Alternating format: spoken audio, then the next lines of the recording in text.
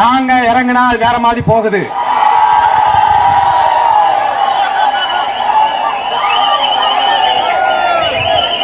Clean India மாதிரி clean நிலையை ஆக்கணும்னா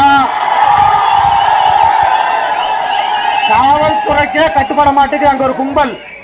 கொஞ்சம் ரெஸ்ட் எடுங்க, நீங்க ஒரு நாள் டைம் கொடுங்க, கிளீன் நிலையா ஆக்கிடுவோம் நாங்க.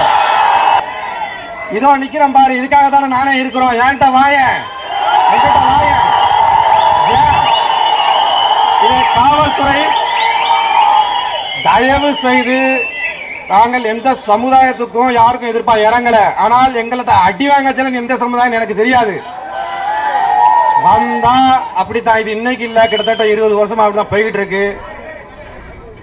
எங்களுடைய விஷயங்கள் இப்படி போகும். எனக்கு வேற சிந்தனையே வராது. நீங்க என்ன பண்ணா சிபிசிக்கு என்ன எனக்கு எதுவும் புரியல. உங்களுக்கு அதில் தான் போய்கிட்டே இருக்கும். இதுல எத்தனை பேர் வேண்டி வந்தாலும் அவன் மேல என் கண்ணு இல்ல, வேண்டாதவன் ஏன் இருக்கான் கண்ணு ஓடிக்கிட்டு இருக்கு. தப்பு கணக்கு போட்டாதான் மொத்த கணக்கு முடிஞ்சு போகும். இது போக நான் இதெல்லாம் எதுக்கு சொல்ல வரேன்னா, இன்னைக்கு அவங்க சைடு அரசியல் அங்கீகாரமா நம்மளை வேற மாதிரி பண்ணி கைது பண்ற வரைக்கும் நடவடிக்கை